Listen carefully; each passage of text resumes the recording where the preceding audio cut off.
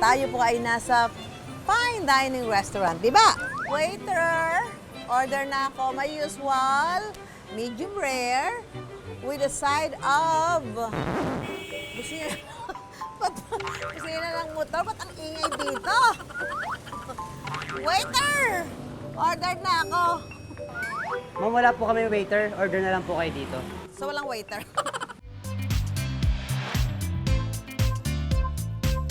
Di bali ng self-service at hindi fine dining dahil ang dinarayo talaga rito, pang malakasang steak. Na lumebel daw sa sarap ng steak sa restaurants? Steak na abot kaya? Bango nito, ha? Steak! Malambot ang baka, malasa, lasang mamahalin. Medium rare is okay kasi juicy siya.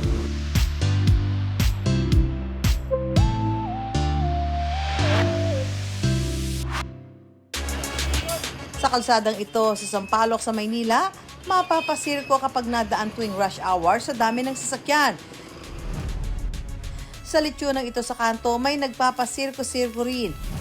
Hindi manok o baboy, kundi lechon baka steak. Hindi lang daw ito pangkaraniwang lechon baka dahil ang karneng gamit nila, steak grade. Yes po, pumapantay po ang kalidad ng product namin sa mga restaurants since ang gamit po namin talaga ay USDA. At pati po lasa, kuwang-kuwa po. Imbes na manok o baboy, baka ang napiling lechonin ng 34 na taong gulang na si DJ. Bihira pa lang po ang nagbebenta ng roast beef. Hindi siya yung katulad na makikita mo sa lahat ng kanto. May makikita kang lechon manok, liempo, mga ganon. Bihira lang po ang lechon baka, kaya yun po ang napili namin. Naisipan daw niya itong inegosyo dahil sa mahal ng steak sa mga restaurant. Why not mag-start tayo ng lechon baka steak business para ma-serve natin sa lahat ng Pilipino na mura, na yung quality hindi siya nabawasan, premium pa rin. Beef belly o yung karne sa tiyan ng baka ang ginagamit ni DJ para sa kanyang steak. Malasa ang parting ito dahil sa taba. Like po ng baboy, yung ginagamit talaga sa paglilechon is mostly yung belly part, liempo. So ayun din po ang napili namin kasi malambot po ang part na belly. Imported pa raw mula Amerika ang kanilang mga karne at pasado raw sa USDA o United States Department of Agriculture. Nagtry kami local beef ng USDA, maraming type ng beef. So tinry namin kung gaano katagal lutuin. So napili namin talaga yung USDA, siya yung pinakamalambot. Tsaka mabilis lang siya maluto.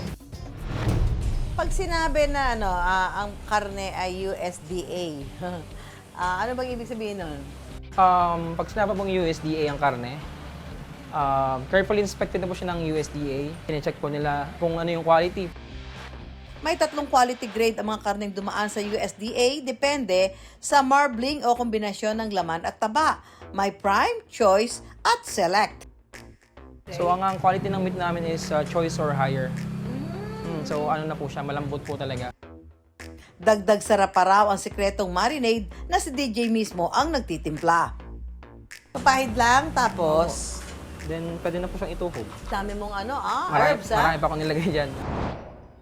Saka ito tutuhugin ng stainless steel rods at pwede nang ihawin kapag may umorder. Saglit lang po siya, depende sa doneness. So around... Sa doneness. Opo. Halimbawa yung well done. Yun po pinakamatagal. Magkano? Kailan? Mga 10 to 15, depende. Matagal ba yun? Matagal na yun sa ibang tao dito. Talaga? Nagmamadali. So pag medium rare, gaano katagal? Pag medium rare, around 5 to 8 minutes. Ang isang order o 280 grams ng lechon baka steak, nasa 329 pesos at kasya na raw ito para sa 2 tao.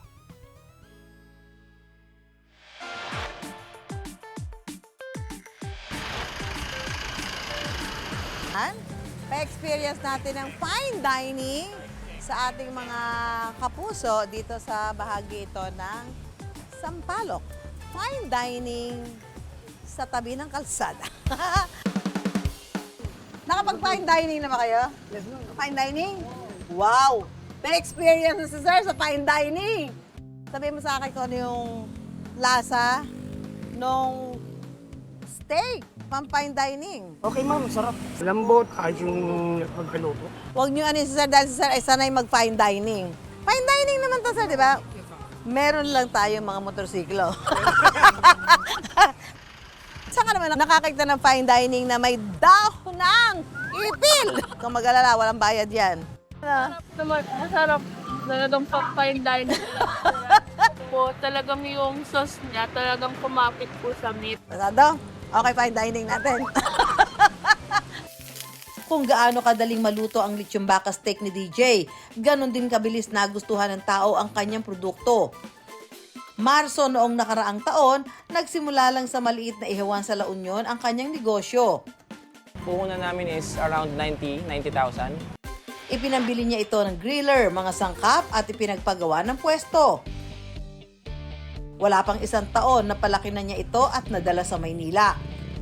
Meron pa kaming 3 branches sa La Union, 3 rin po sa Metro Manila, and 3 pong ongoing sa mga franchise namin dito rin po sa Metro Manila. Bali, magiging 9 na po. Doble kayod ngayon si DJ dahil bukod kasi sa negosyo, may online corporate job pa siya bilang network engineer. Handa siyang gawin lahat lalo't lumalaki na ang kanyang pamilya. So ngayon, in less than a year, kumusta kita? 6 digits po naman. Ngayon mag-franchise ka na kasi maraming interesado. Marami po, marami. Talaga? Tsaka, ayun nga, ongoing pong nag-aanap yung mga franchise ng mga pwesto. Hindi makakamit ang tagumpay sa negosyo kung di ito sisimulan. At kahit laging may banta ng pagkatalo, go lang at sumubok magtagumpay para ikaw mismo ang magsasabi sa iyong sarili ng well done.